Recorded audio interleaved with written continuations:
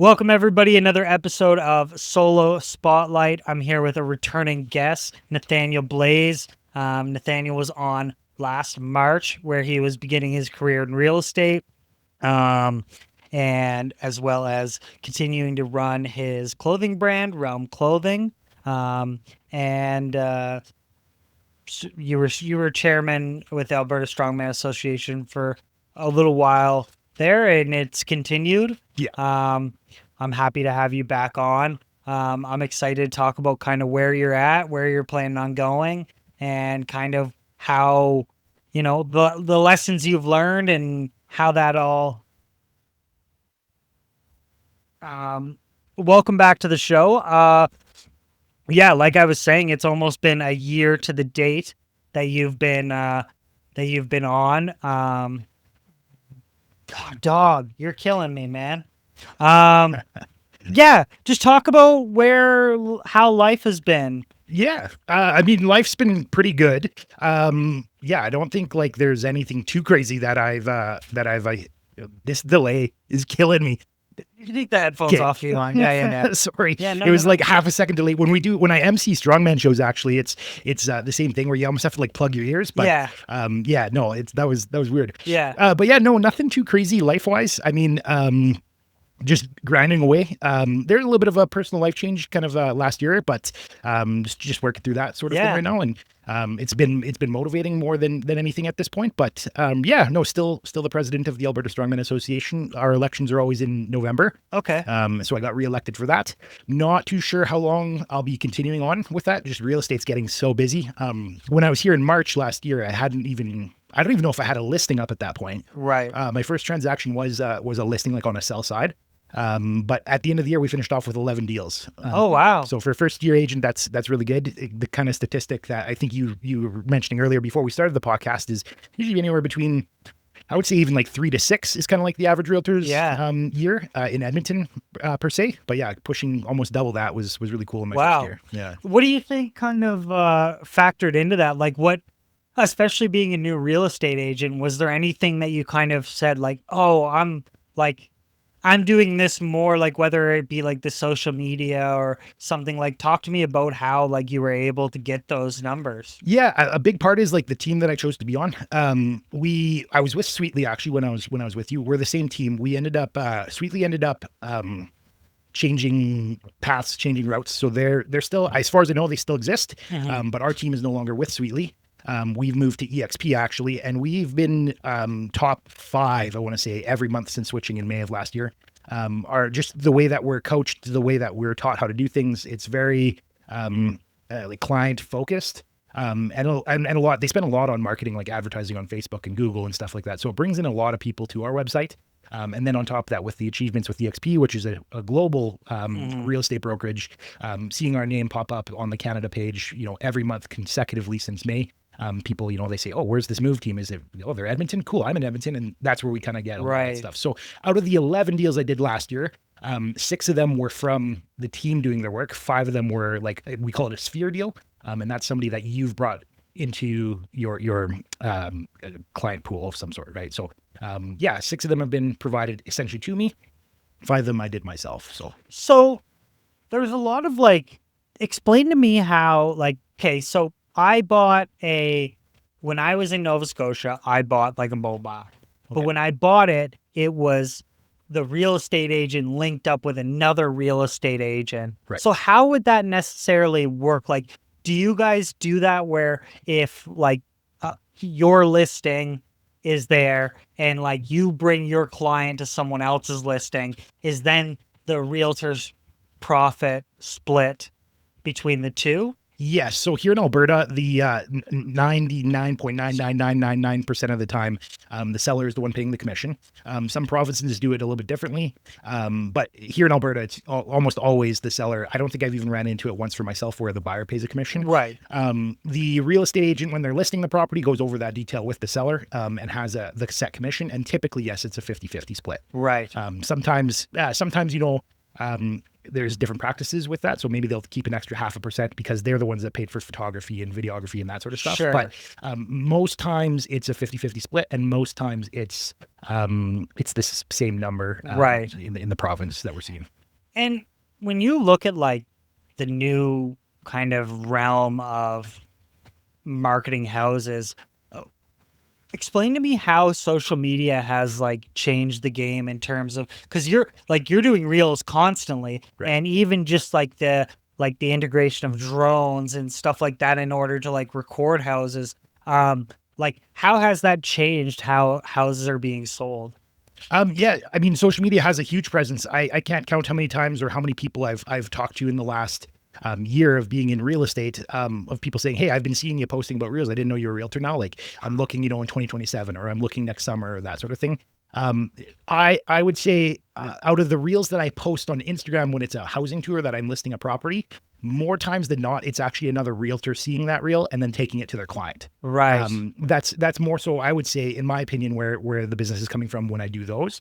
The statistic stuff and the funny videos and that sort of stuff, that's where you're getting your sphere, essentially, like Yeah. people that follow you to be interested in what you have to offer. But one acreage property or one condo property is not going to appeal to all, whatever I have, 1,700 followers or whatever Yeah. it is, right? Has there been any like house that you've listed or sold or did like a preview of where you were like, holy shit, this is like a nice, like almost like I can't believe I'm like trying to sell this house? Oh yeah, all the time. When we actually shoot something called a content day, and it's just basically like a 3-hour block that they block off where they give you a couple options to pick from at the end of the week. Usually it's a Thursday or a Friday.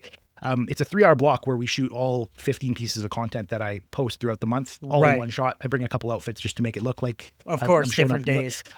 So yeah, no, I would say, I forget what your question was. Now your dog is, hi. Dog. Hi, what are you doing? Coming. Have you been in like certain like things that are like architecture marvels, or like you're just like, oh shit, like almost where you're like, how am I gonna sell this? Like Yeah, this is like, as if like I was trying to sell like Tony Stark's house or something. You're like, right. okay, who's buying this? And like, Yeah. who am I trying to actually like advertise this to? Right. Yeah. Sorry, where I was going with that, now that you've triggered my memory, the content days, we usually are at like a really nice show home, like the show home of that builder. Right. So there's a lot of times, we're shooting content in a $1.2 million house or a $900,000 house. Not necessarily to sell it. We do, because the builder lets us go in and do that, we do like a highlight video of the property that we do post.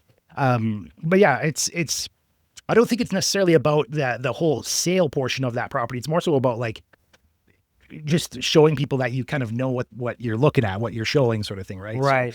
So, yeah, I don't think I focus too much on the actual like trying to sell the property on the video. It's more so just like, here's my personality on how I talk, how I describe things, that sort Right. of thing, right? Do you find like when it comes to like those more expensive houses, like sometimes realtors have it like the stakes are higher because like the commission's bigger? Like, do you think that like it might not be for you, but like, do you ever like, have you ever had that instinct where you're almost like, oh, like if I'm selling a townhouse, like I have more of a client base where if people are coming to look at a $2 million home, well, the pool's a lot smaller. So like the level of almost like trying to get them through the door is higher. Right. Because it's like, well, how many times am I going to see someone who's going to afford a $2 million home?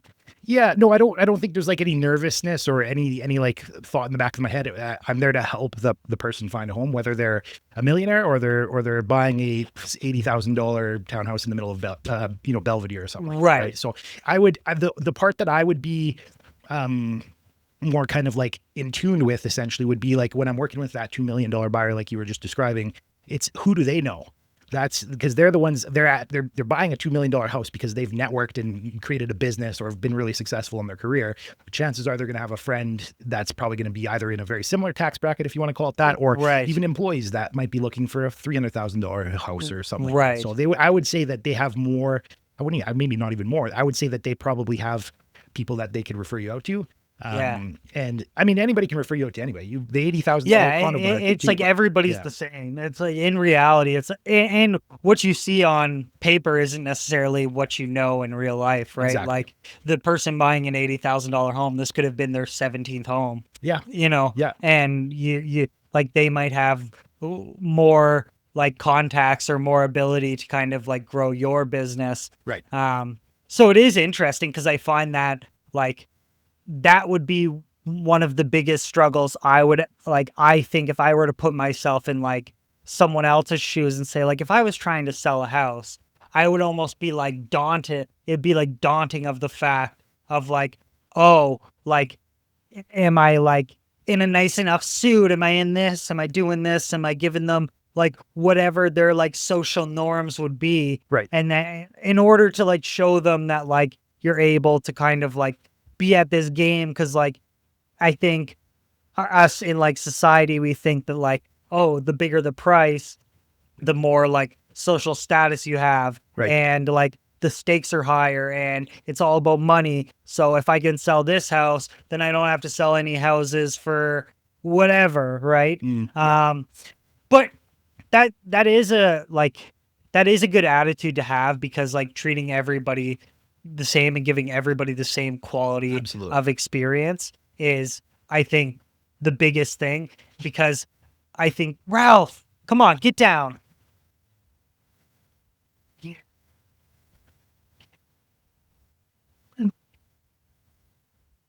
Um, yeah. So kind of take me through your evolution. Like, what were some big learning lessons or like experiences that you had that started to shape you to where you are now?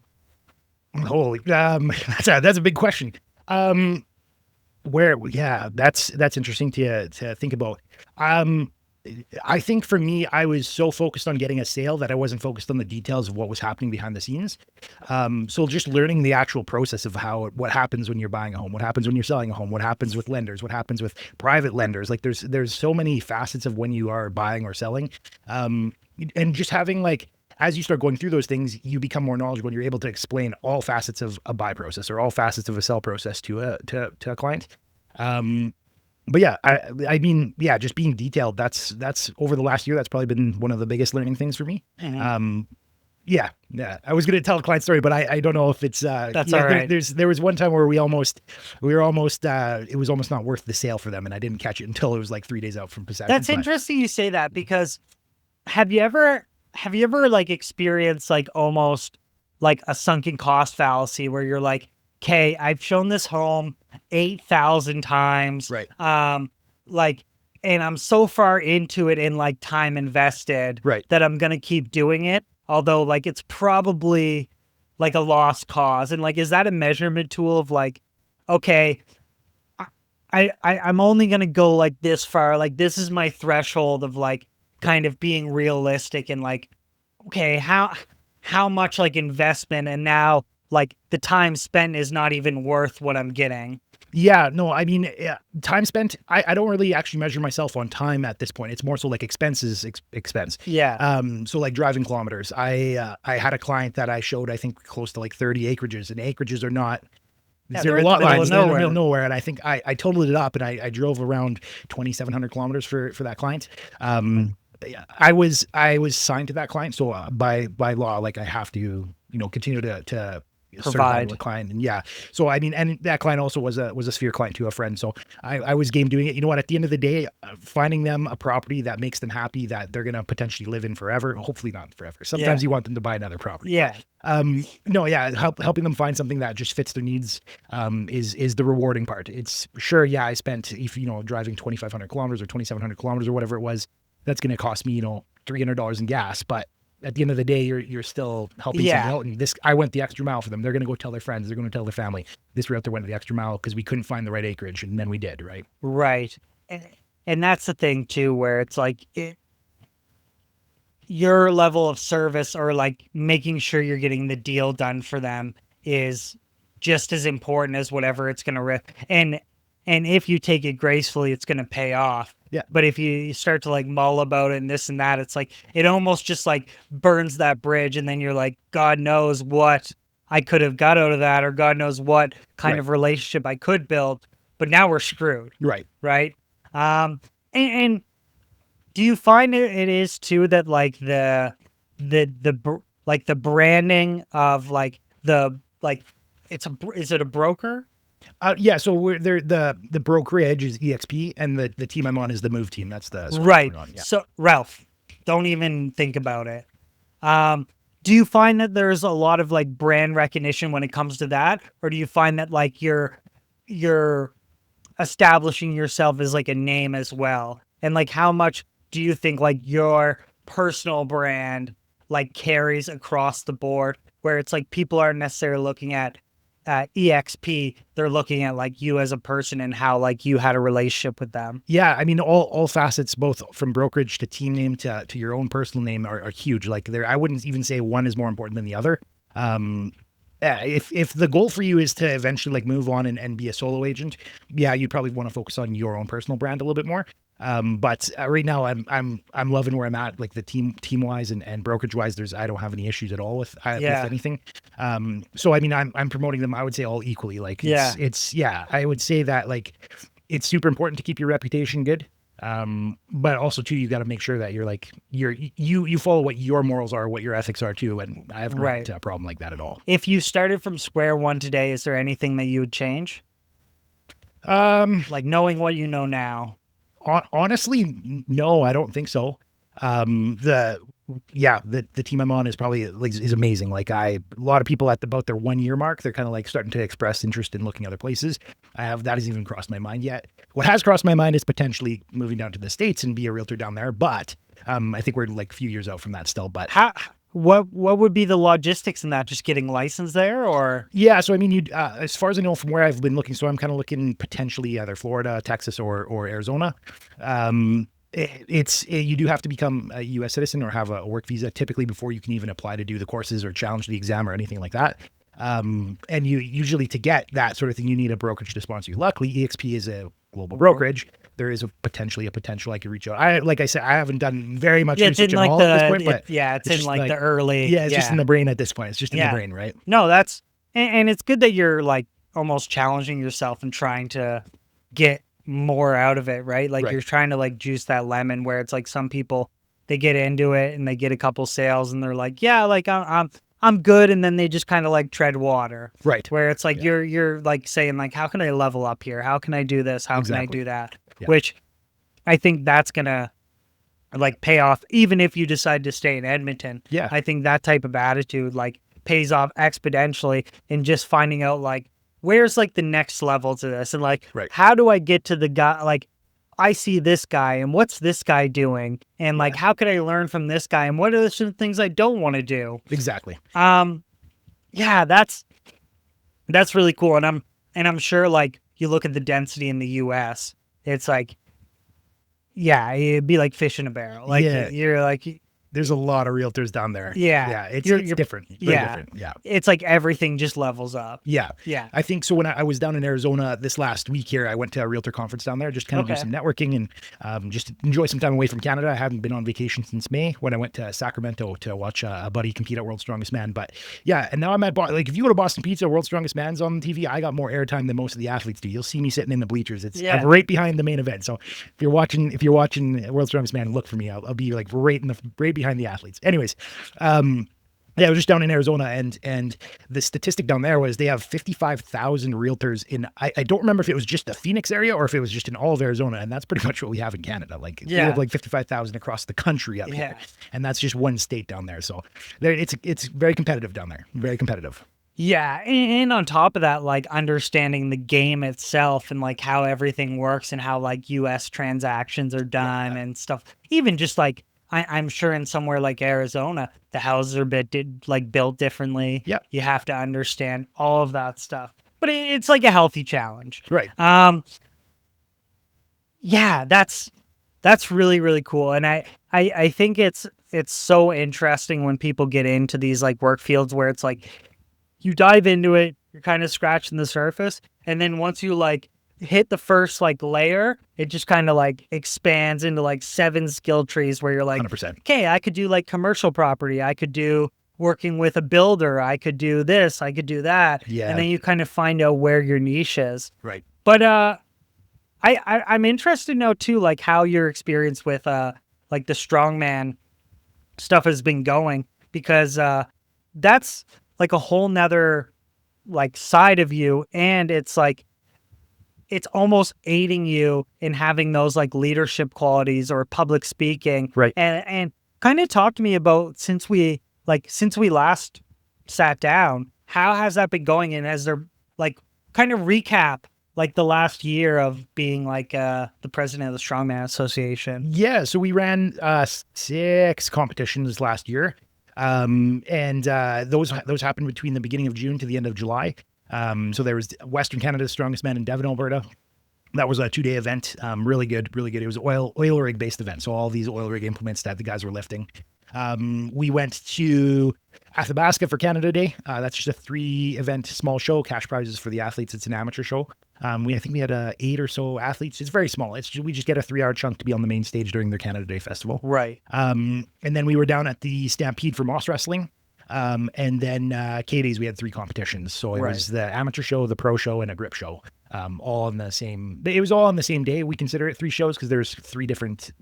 We'll call it T-shirts. Like each competition was separate of each other, but it all just flowed together. So there's no dead time on the stage. We wanted to keep the audience engaged. Last year was really good. One thing in real estate is like you work 3 months in advance. So the work you're putting in is what you're going to get out. My October to December was dry. And if I look 3 months prior, that's June to July. That's when I was busy every weekend running competitions, right? Right. So I think this year, the new skill that I need to develop is still being able to prospect, still being able to talk to clients, even though I'm going to be tied up with strongman stuff. So yeah, almost like still leveraging that dead time and being like, okay, what can I do? Yeah. That's not necessarily selling a house. Right. And kind of like, has your function as like the president changed? Like, is there anything new you've taken on? Is there anything like different you've explored throughout this year? This year, yes, I would say that I've started like delegating more of the things that I do with that potential anticipation that I might not be around for the following year. Sure. So I have been teaching people stuff like uploading the events to the website, doing graphic design stuff. I mean, it's hard to teach people how to make things aesthetically pleasing, but getting them getting them into the practice of creating their own graphics and stuff like that. I have been starting to like coach people into the things that I do. Which has been like the big thing this year. I think kind of tying back to what you were bringing up earlier, where like real estate and strongman kind of tie into each other. The whole like cold calling or talking to people is my skill level from January, even March last year when you and I when we did the first episode 18 there. My skill level in how to communicate to people has drastically changed. Talking to sponsors now is like, it's easy. I just pick up the phone, I start dialing the number, I say, hey, like I don't have a script in place or anything like that, but it's just so easy to like talk to people now. Do you think that's because like you, like, because some people, they just get used to being like, all right, the worst they're going to say is no. Right. And then you just kind of get okay with that. 100%. Where it's like, hey, at the end of the day, like, you have to, I always like tell people it's like Occam's razor, right? Like people aren't doing much out of malice. Like they're just doing it because like they have a different point A to point B. Right. It's like you just don't intersect with what they're trying to do. And it's not that like it's like a fuck you or like it's this big like coup against you. Right. It's like whatever you're doing might just not be polished enough. Like when we reach out to people, a lot of the times it's like, oh, there's just not enough like creative direction or there's just not enough polish. Where you're like, bet. Like, okay. Like, and it's not like, oh, they don't like what we're talking about or they hated our guests or they don't like me or I'm a shitty host or whatever it is. It's like, maybe like, it's like just something where like we have to tweak it, right? Yeah. And like, same with you look at strongman competitions or even like real estate. Yeah. It's like, they might just have a buddy that they want to go to sell their house. Right. And it's like, it's just okay. Yeah. Do you think that's like, that echoes like, that's just like a trait that you had to learn?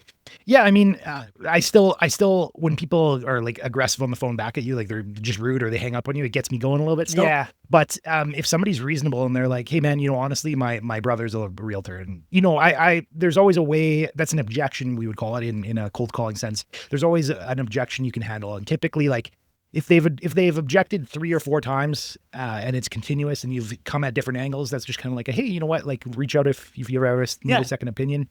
But usually it's like, it's something that I think I learned over the first few months of being a realtor is like, yeah, people are going to object. There's a lot of resistance with people spending money. It's just human nature to it. And especially if like you're a new face, Yeah. right? Like now that you're kind of like established, and I think like the way that you're using social media, it's like now people can be, even if they haven't worked with you directly, they might have seen a piece of your content. They might have, Right. and on top of that too, it also shows like this flavor of personality where people are like, oh, this is the type of person that I would like to work with. Right. Instead of it being like this, like rigid, like, completely like completely professional. Right. Where like you've kind of like, in essence, like broke the mold in a way where like you're able to show that like difference in like still professional, but you're able to like have fun with it or like add that charisma. Right. Where I think like in this day and age, like that's kind of what people want to see. Like, are you like charismatic? Can you like, even like when I talk to different guests, like one of the biggest themes that come up is like, are you just a good hang? Right. Like, are you just a good hang? Like, are you a weirdo? Like, are you rigid? Like, even talking to someone who was like a music producer, Right. he was like, it's not about like what you're trying to do, but like the biggest factor on whether or not I can work with them is like whether or not like they have a decent personality. Right. Because then like they're willing to accept change. They're willing to accept like feedback. They're willing to like not like, be overbearing. And I think that's a thing that people kind of take for granted. Right. On like when any business. Yeah. Yeah, I would say, your personality is huge. I think knowledge is big in real estate as well. Yeah. And I would say it's probably just as big. Somebody's buying a house, that's probably most times it's the biggest investment that they're ever going to make. Yeah, if you don't know the square footage that house is out there. Yeah. Like, Yeah, exactly. Yeah, you got to know details. You got to know different things to look at. So yeah, it's, if you have a knowledge base and you can earn their trust and you have a good personality, usually those 3 things together can get you in good hands. Like, yeah. Do you think it's important too to understand like other factors of like without stepping outside of your expertise, like would it be, I want to say like ethical if you were like showing someone a house and then saying like, yeah, but like the roof might need to be done, or like, absolutely. Yeah. Oh yeah. I'm pointing stuff out like that all the time. There's no bias to it. It's just, I'm going to say this is going to come up in the inspection. Most times though, if you're looking at a property, the realtor that's got the property listed, that the roof shingles are starting to curl or the furnace is as old as the home, more times than not, the realtor's already accounting for that based on comparisons in the area. Right.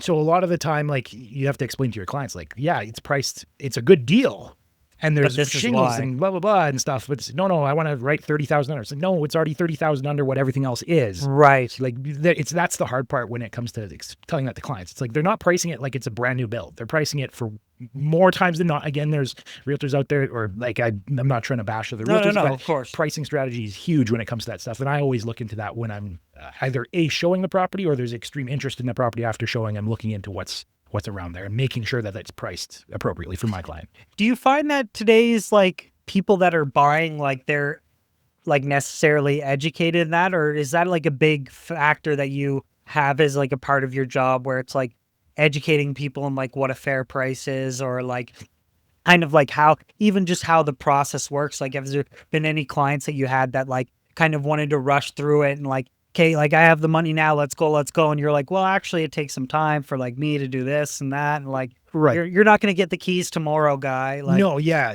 I think, well, I mean, in most circumstances, I would assume people have done some research in the past about like what it takes to buy a home, and they've maybe gone through the steps of talking to a mortgage broker and that sort of thing.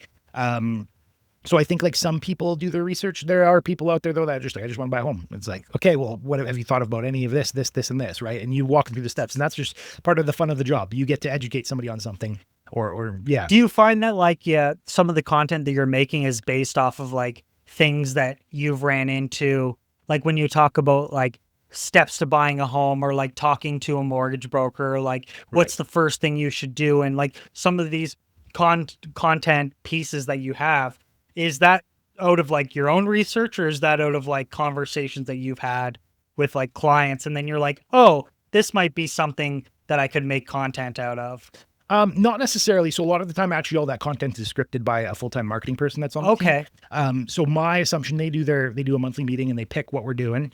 And I'd assume from like some of the newer agents in the newer meetings that have questions about certain things, or conversation in group chats with the entire team, there might be like a small topic about like, I think recently one of the ones we posted was about like secondary suites, like in the basement, right? Or like a garden suite or an in-law suite like that.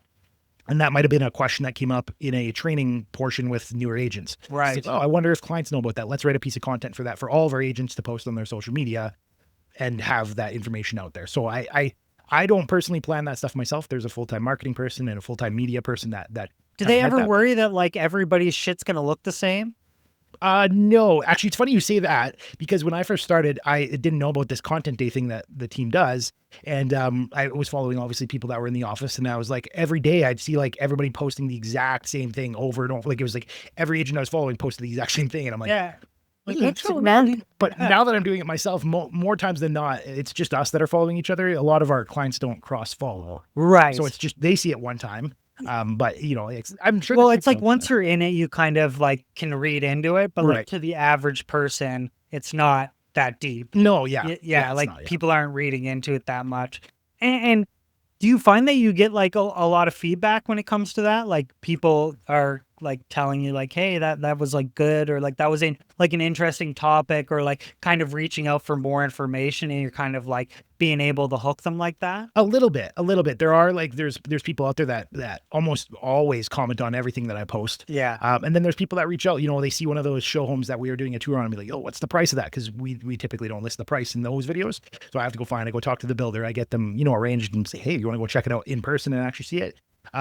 But yeah, no, there's a handful of people that reach out every once in a while and be like, oh, I didn't know this, or, oh, that's really cool, or thanks for sharing this. This is good to know. Is there ever this idea of like managing expectations when it comes to clients? Like, kind of they have, say, a budget of 300 grand, yeah, but they want to live in a 6-bedroom, 3-bathroom house. And you're like, and without being like a dick and being like, yeah, I don't think you can afford that. Or like, you'll have to go buy it in Leduc. Yeah. Like, and is that something you've had to learn how to like better prep yourself for those conversations, or like almost like maneuver in a way where you're like, I'm going to try to do this as gracefully as possible, right, by giving them, because there's definitely like a way that you can do it where it's like, they may not be able to get that, but I could find them the best bang for their buck. Yeah. But how do you do that by also sending the right message? Yeah, I mean, there's a lot of people that have unrealistic goals. People are wanting to buy like it's 2004 and it's not 2004 anymore. Yeah.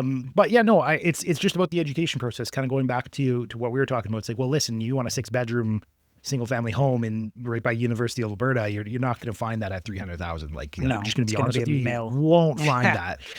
So it's kind of like coaching them into thinking, well, would you consider like maybe this community, or would you consider upping your budget, or would you maybe consider dropping a couple bedrooms, or would you consider like an older home and then doing some upgrades like over time, where it's like you might have to live in it for the first year and then upgrade it. And then as you start saving some money, every 10 grand you make, you work on a project. Like there's always a way to help them out, but I'm very straightforward with the people. I will tell them like, we're not going to find it. And if they're like, no, we will, I'll be okay. Well, I'll watch for you. And for 2 months, I'll follow up with them and say, hey, still nothing's popped up. Hey, nothing's popped up still.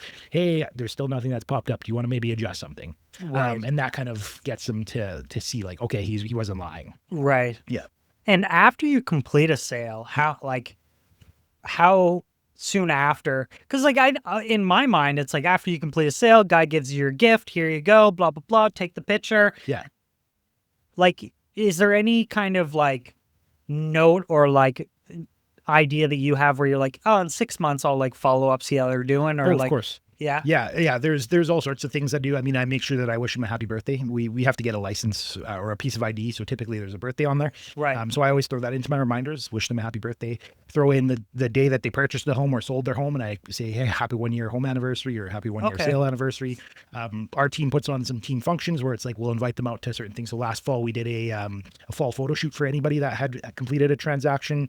It's very important to continue to follow up with clients that you've already dealt with. I try and get anywhere between like every month at least, maybe every 2 months, just reach out and say, hey, how's the new home? Hey, how was Christmas in your brand new home? Like just something simple like that, even happy Easter, whatever. Right. I'm always trying to just make sure like I'm front of mind with the people that I've helped in the past. Yeah. And just almost like keeping that like channel open Right. for like, oh, okay, if they're looking to move or they're looking to buy something else or they have some friends or whatever Yeah. it is. Exactly. Yeah, I'm just trying to think of like what your calendar looks like of just like fucking you just like threw a paintbrush at the wall and it's just Yeah, well, I mean, between strongman stuff, between volunteering stuff, between real estate stuff, between personal life, yeah, my calendar is like packed. Like yeah. today, I'm working probably till close to like 8:30, 9 o'clock at night today. Yeah. That's crazy. Yeah. That must get taxing though. A little bit. It's fun. It's not like previous jobs that where you have to work a 16-hour shift. And it just mentally draining. This to me is fun. It's like I don't want to call it a game. The freedom that comes with it is really nice. Like for instance, when I went to Arizona this last week, I didn't have to ask anybody to go on vacation. When I went to Sacramento back in May, I just didn't have to ask anybody. If I had the real nice thing about a team is if I have to go show a property, like a client is looking for something, I have I think now 59 other people that can just help me out. So like I was down in Arizona and I texted one of our agents and said, hey, I got a client that needs to buy. Can you please take him to this property? And she was like, yeah, absolutely. So, yeah, going back to like, the it being taxing, it's not as taxing as I think it is. It's a lot of fun. I mean, yes, you get depleted. There's no real days off. A day off for me is just not doing outbound Right. stuff. Like if a client calls or somebody calls or whatever, I'm always working except Christmas. That's the only day I didn't work last year, Yeah. but I'm always doing something. Yeah. If there was like one personality trait that you think a real estate agent needs, what do you think that trait would be? A successful real estate agent would need self-drive. Yeah. There's nobody telling you what to do. You can have as many mentors as you want, giving you the like blueprint, if you want to call it that, but you need to put in the work yourself. You need to be accountable to yourself. I mean, it's nice having a team to help stay you accountable, but if you don't put in the work and you don't, show up every day, you're just going to fall behind. Yeah. And do you find that like a lot of the things you do are like almost self-taught, like in a way where like the way that you've decided to like make content or show homes or communicate with clients, do you find a lot of that was like built through your own work and less about like what you've learned from other people? Yes and no. I mean, there's a little bit that I do myself, like some of the graphic design stuff I do myself, but a lot of the actual like real estate transaction stuff, that's 100%. I knew nothing about it beforehand. Right. That's just like the mentorship that I get from being at the move team. Right. Yeah. Yeah. It definitely makes sense. Like when you talk about like the self-drive, because you definitely need to have this and like, I guess it's also like, what are you trying to get out of it? Right. Like Right. some people, it could be a part-time thing. Some people, they're all right selling one or two houses. Yeah. Where other people, like they want to, sell more. When you look at like your client base, especially in Edmonton, like what has been the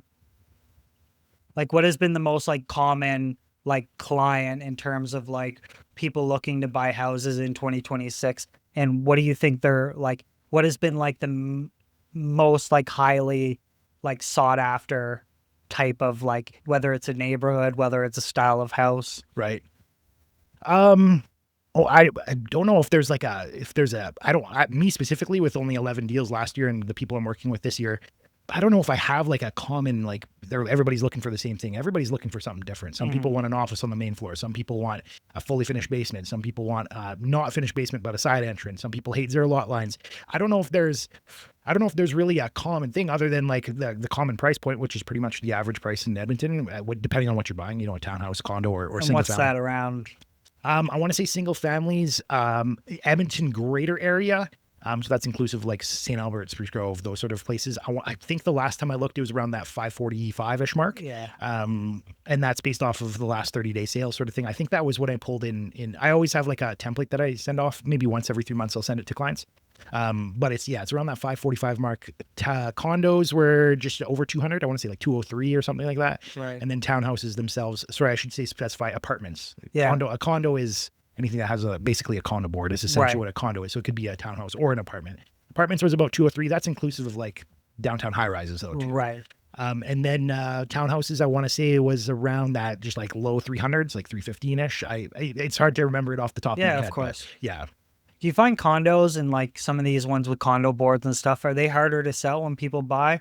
Is that a conversation that you have with people? No, I don't think so. I think I from personal formation, this is not a detail that I've researched or anything like that, but I think 2026 is going to be the year of downsizing. Right. We're coming up to that 5 year where everybody's mortgages are renewing. They bought in 2021 when mortgage interest rates were like 2%, or just, whatever, 2.5%. And now we're looking at, it's mortgage, like it's gone up essentially as 1.5% at this point. I'm not a mortgage expert, but from what I heard. So I think when people go for renewal, I think a lot of these people that bought huge homes that were at the end of their budget, they're just not going to be able to afford it. Right. And then they're going to look at smaller. So they're going to look at downsizing. So I think this year, I don't think there's much of an issue. There is, I think one thing that people see is, typical like apartments, they don't increase in value at the same rate that single family homes do. So that's just something that people have to have in the back of their head. But no, I don't think there's really too much of a like resistance to buying something small. Right. I guess if this was like the oil boom days where everybody was buying houses, right, then it would be an issue. But I think now it's a little bit more leveled out. Yeah. Where people are able, there's more need for it. Where it was like people were getting into like huge houses at like $300,000-400,000 grand. Yeah. And then it was like, well, why would I buy a condo at 200 when I can? Just, right. Yeah. Right. But now like with people like with the interest rates going up and stuff, it definitely makes more sense. Because I knew like that was one of the things when I bought a mobile home, they were like, like A, it doesn't go up in value that much, and B, like depending on the area they're in, depending on the park you're in, et cetera, et cetera, et cetera. Yeah. Like it's kind of hard it just takes longer. It's not even harder. It just takes longer because you're just looking for a different person to buy. And with mobile homes, you're looking at more of like the elderly population or like a starting family or whatever it is, right? So and those land leases, man, they're expensive. Yeah, like I've seen ones like in Spruce Grove Sherrod Park, $700 a month just for the land lease. That's not even your mortgage. Yeah, it's not utilities. You're paying basically like a mortgage for the land for the lot. Yeah.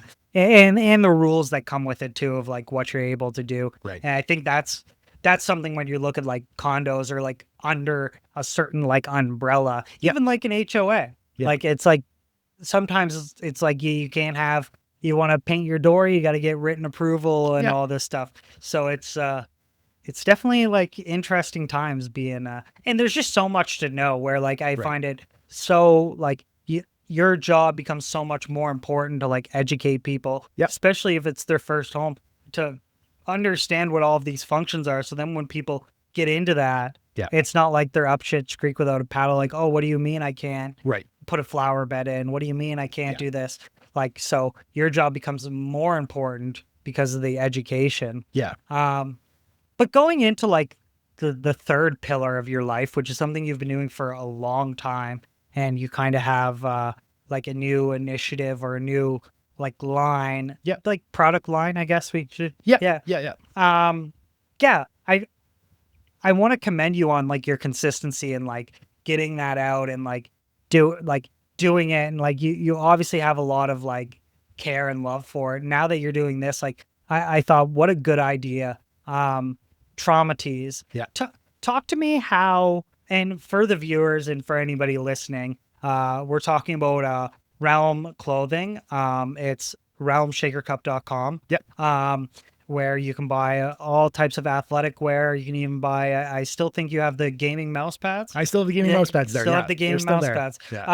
But you just did a new product line with social media influencer and domestic violence survivor, Sarah Steeves. That's correct. and it is a line of trauma tees. She designed them? Did she design them? We co-designed. Yeah. A lot of the ones actually she generated them with AI a little Yeah. bit, and then I touched them up and made them more like vectored for the t-shirts Yeah, essentially. for sure. But yeah, she came up with the designs, she came up with the quotes, she came up with all that stuff, and then I just executed it for her. And hopefully one day, the goal with it is not to say for Realm to undertake it at that point. It'd be she wants to start her own personal brand. Right. Just right now, it's the building awareness, which I think is huge. With when the three of us, myself and two other business partners, started Realm back in the day, the goal was to just build awareness with the product line, with the product brand. Right. The goal overall is still the Shaker Cup. That's what realmshakercup.com. So clothing is just a side portion at this point for brand awareness. But yeah, eventually the goal would be for Sarah to take over that portion, get her own website, get her own business, start and stuff. Yeah.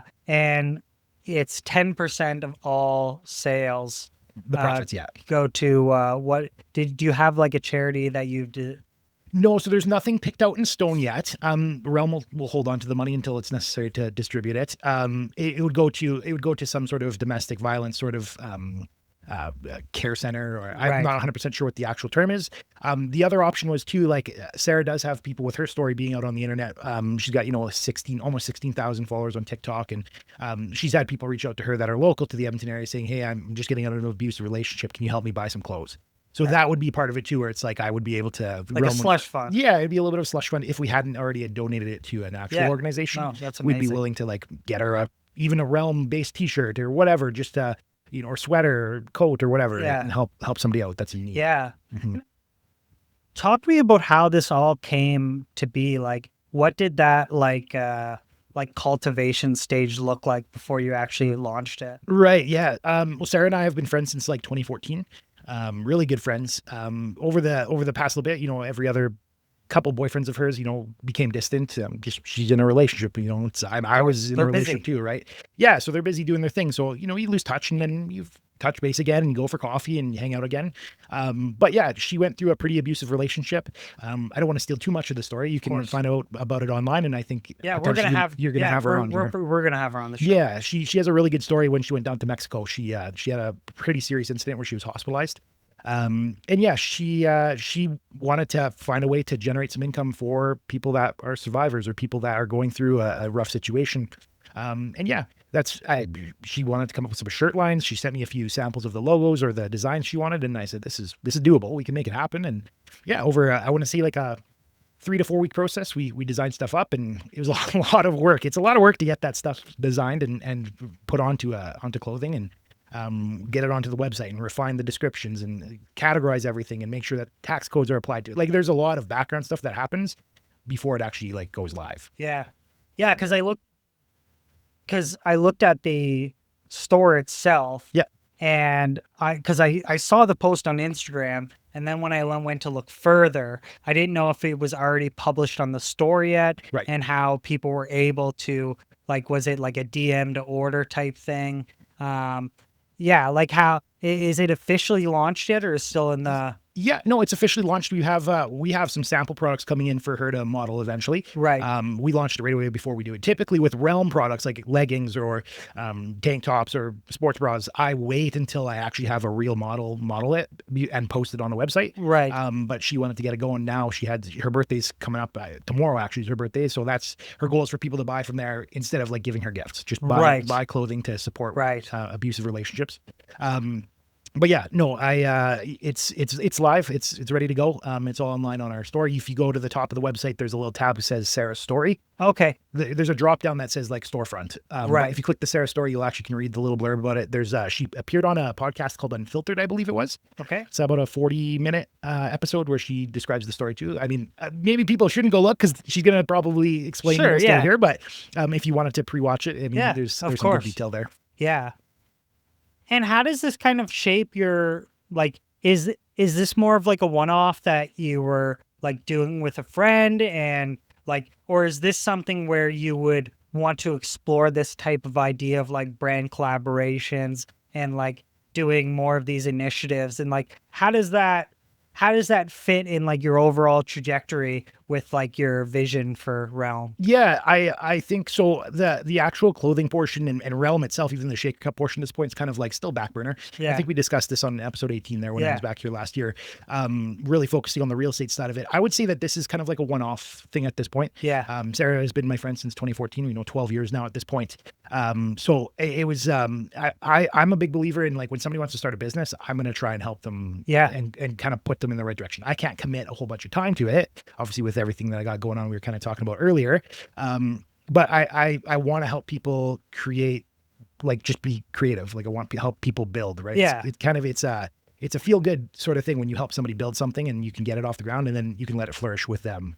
Yeah. And like the level of pride you have when someone can like have that type of ownership over something. Yeah. It's like, it's something that like people are more driven. People have like, there's more stakes involved. Right. They care about it more. They want it to flourish, and like giving people like a launch pad. Yeah. And like, again, like this is more of like a friend based thing. Yeah. But like giving your friend a launch pad in order to kind of see. And then it's like also like this, like mentorship thing where you're able to say like, oh, hey, this is how like an online storefront works. This is how like, kind of how this type of method of like getting the product, like the product be printed over here and shipped to you, and like how everything works in that sense of thing is huge. Right.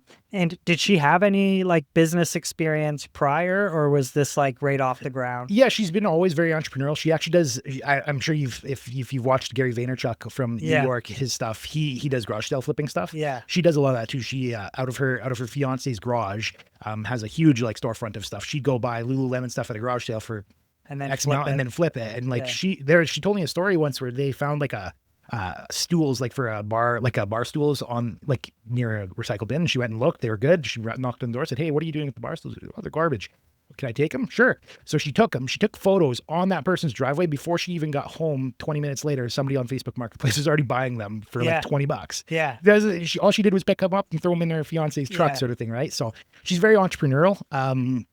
She doesn't have anything formal, like no actual business license or anything. Maybe I shouldn't say that. Maybe blur that part out.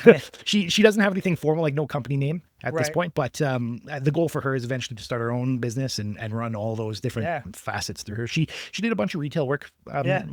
Just most people work in retail at some point. So and you get your feel for it of like how everything works. And I feel too like a lot of times when you look at like businesses or people starting up anything, it's like almost all the time like learn as you go. 100%. You know what I mean? Like there's no like rubric. There's no like, you have to do it this way or you have to get this. It's like you're seeing like the metrics of success in 2026 are so like multifaceted of like, you could look at a person and you're like, you would never say like, you could never look at a person and be like, that person's not worth $1 million. Right. They maybe 20 years ago, you could look at someone and be like, yeah, I can't see it. But now like you can look at anybody and be like, yeah, they could be a business owner somewhere, right, and like look like total dog shit. 100%. And so it's very like kind of like wide open now of like what you're able to do and like the creativity. And then when you look at traditional jobs like real estate agent, realty, market, all of this stuff, it's like now you have this opportunity with like the emergence of social media where it's like now you just like heighten the game where it's like as long as you have like this traditional this traditional understanding of the job and you can get the parts moving, you can almost just like stack this on where it's like, oh, that's, like maybe without social media, you might have been, without 6 sales or whatever, right? Like it's really, really interesting when you look at it today. And again, it's all like this trait of like personal drive of like where you want to go and like what, like where you see your future, right? 100%. That's really, really, really cool. When you look at like metrics of success for yourself, like what, like, do you have any like benchmark that you're looking at of like, this is what I like, this is where I want to achieve, or like, I want to get to 20 sales, or I want to have this many clients, or like, how are you like defining across, like, even just not as a real estate agent, like you as a person, like where are you like kind of defining your metrics of success, especially when you're wearing all these different hats? Because like that's like a sliding scale of like, well, if I performed here on Realm, it's like good. But if Yeah. I did the same performance over here, it's mediocre. Right. And like, how do you measure that? Yeah, so I mean, like the actual metric number. So my goal this year for real estate is 22 deals. So I wanted to double it from last year.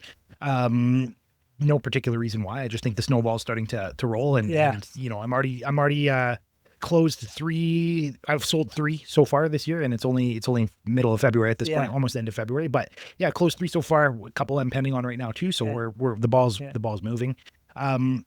But yeah, the metric of success or whatever you would categorize it as is, I think if you are happy doing what you like doing, that's success right there in itself. If you're happy, you know, with how busy you are, if you're happy with the amount of income that you have coming in, I mean, it's not always all about income, but if you're living a comfortable life and you're not having to like scrape by and ask to borrow for money from people, I think that's like a huge, that's successful. And especially 2026, especially for somebody that just did a career change, that's 100% commission based. It's I would say that right now that's my success kind of goal. I mean, strongman wise, I'd really like to potentially get a pro card in strongman. So I did compete up in St. Paul on Valentine's Day, and I placed 3rd in the open men class, which is people over the weight of 120 kilos or 284 pounds, I think is the conversion. So I qualified to provincials, and that's just one step closer to qualifying to nationals potentially. And at nationals, you can get a pro card. So what would you have to place in nationals to first, or? So in nationals for the open men, it's separate. So the open men go under a brand called The Circuit, which is based out of Quebec with JF Caron. His name is. He's a world famous strongman. He's been at World's Strongest Man, I want to say 12 times. 9 times Canada's Strongest Man consecutively. I want to say from like 2011 to 2020. He runs a brand called The Circuit, and it's based out of Quebec. Open men are the only ones that get pro cards to that federation, if you want to call it that, and it's top 3 that get it. The other weight classed individuals, we would call them, it's first place gets a pro card in Strongman Corp, which is the federation that runs that brand. Yeah, I'm trying to wrap my head around it. I made a graph. I'm gonna send you it, and I mean, for the video people, you can put it up, and it just outlines how many federations and the process to becoming a pro card. Like it's like a, what are those called, like a mind map, where the center I put ASA, like the Alberta Strongman Association, and then it branches out. Like we work with The Circuit, we work with Strongman Corp, we work with grip competitions, we work with Moss Wrestling, and then from all those, where it all balances out, like it goes, it's a huge map of like where it's all the way up to World's Strongest Man and Giants Live and all the big shows that is it kind of like the same as like doing like bodybuilding in a way of like getting your pro card? Like would it be kind of the same idea? Or I'm not 100% sure the structure of bodybuilding. Like I was interested in that stuff before getting into strongman, but there's regional shows, and then there's provincial shows, and there's national shows, and then you go to pro-am shows and potentially qualify to the Olympia. Yeah, it's very similar structured. Right. There just might be different methods. Different events. Yeah, exactly. It's so cool that you're able to have all of this different knowledge base, where like some people, it's like one of these things would be enough to make their head explode. You know what I mean? Like some people, it's just like too much, you know? So the fact that you're able to like have like a fine grasp on all of this, and especially like the level of attention you put into all this. Cause like I follow you on like the Strongman, I follow you personally, I follow you with Realm, and I follow you with like your real estate stuff, and it's like the level of quality that goes into all of them is like something to be said for like how motivated you are, right? It's not like you're putting like all your eggs into one basket and everything's just like, you know what I mean? Like, you know, fat drippings, where it's like the main port's over here and like whatever I got left. Right. It's like even the time that you spend over here, whether or not it's a lot of time or not, it's still like has this essence of like quality and care for. Right. So it's really commendable of like, you know, taking that level of responsibility and like being able to like represent it in a way that you're not like almost like sullying the name of it, or like, you know, like even when you talk about like taking on Sarah Steeves and her initiative and like everything like that, it's like there's a level of responsibility that comes with that. Yeah. That like I don't think people necessarily understand, where it's like, you know, if you're not putting in the same amount of work or like the same amount of attention to detail, it's like you're almost like ruining this chick's dream as well, Right. because it's like you're leading her down like a shitty path. Yeah. So it's very commendable that you're able to like juggle all of this and still like, have your head above water. Yeah. So you want to get 22 sales. We're 45 days in and you've already achieved 3. So you're well on your way. Yeah. Pro card and, going strong with Realm. Yeah. That's amazing. Yeah. If there's anybody listening today, that wants to get into Strongman or wants to, I'll break it down. Anybody getting into Strongman, like what would you say are like key pieces of advice? Strongman it's super fun. I mean, there's tons of resources that you can go check out to see where there's gyms or where there's competitions. AlbertaStrongman.com for the Alberta Strongman Association. Strongman Corp Canada has a bunch of stuff listed up as well. I think they have a very detailed, like every gym that has Strongman equipment in the country, where we're more so targeted in the Alberta area and supporting all the different brands. But yeah, find a gym. I mean, if you're here locally in Edmonton, the few gyms that I would recommend is United Strength and Power. They're on the south side, kind of like White Mud-ish, and I don't know the street name. It's south side. It's White Mud, and it's before 91st, but after 66th, somewhere in between there. They got a little warehouse gym. They have everything you can think of. The management group there is amazing. I mean, Tristan Hoth, 5th strongest man in the world 2 years ago. He's part owner of that with his friend Larry McEwen, who runs a personal training brand, or like just a big fitness brand in general. Lots of people are supporting them, and it's really good to see a small gym like that getting the support that they deserve.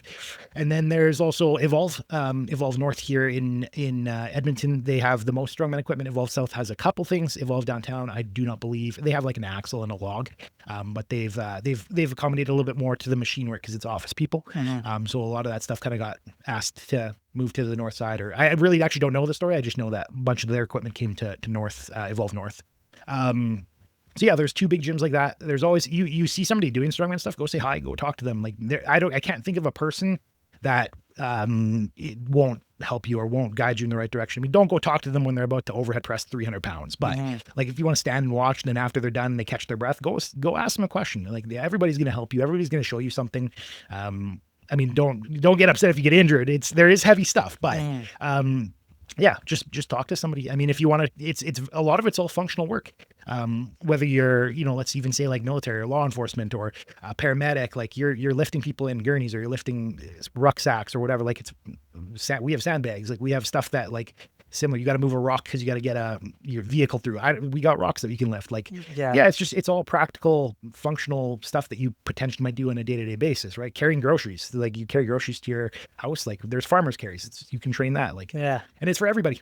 He hasn't competed in a while, but there's like a 71-year-old, I want to say, maybe actually a little bit less, 69, 67. Yeah. We're going to get comments on 67. Yeah. That was intentional. I don't know. I actually don't know. I know he's in his late 60s, maybe early 70s, and he was competing, and that's amazing. We have people all the way down to, now they have teens competing. There's a big teen competition in Calgary at Bear Paws Christian School. Right. I want to say have like 50 or so teenagers that compete and try and qualify to provincials, and it's for everybody. There's no thriving. Yeah, it's really growing. It's really growing. From when I started with the Alberta Strongman Association, I think we had only like 100 and change members. We're sitting at just over 300 now in the 5 years that I've been a part of it. Awesome. So, yeah, good for you, man. Yeah, that's wicked.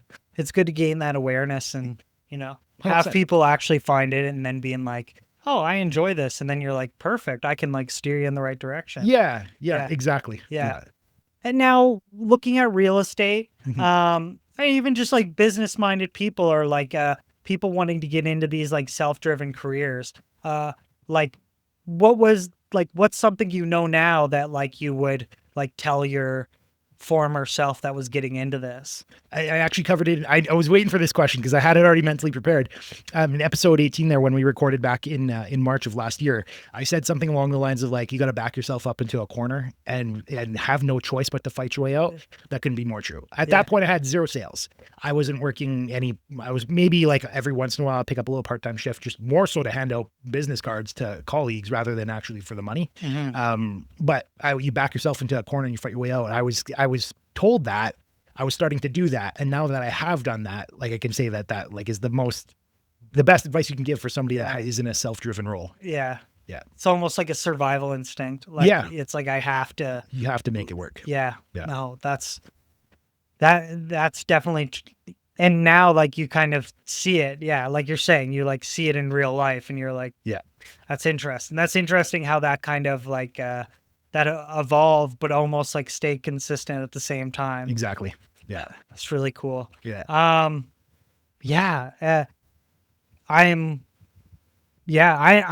honestly baffled at the amount of things that you're able to juggle. Because even just like, I think everybody at some point in anything like reaches this like ideas of like burnout or like, oh, is this the right thing for me? Right. And like Right. you end up keeping going. Right. But it's like to do that times 3 is like another, because it's so easy to just be like, yeah, this is working. This isn't working. Like, I'll just like put this off to the side and like keep doing over here. Right. So like, kudos to you, man. I'm so happy to be able to sit down with you and have this conversation. I think there's so much like, just like functional advice and like when you talk about real estate and talking about strongman competition, as well as just talking about like running your own brand and like being able to be that mentor for someone else. Right. I think that's a lot of things that people can take from this episode and use it in their own life. So Yeah, absolutely. I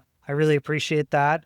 And we'll put all your social medias and everything in the description. Sure. And yeah, man, like we'll be watching you. We're Sounds wishing good. you all the best.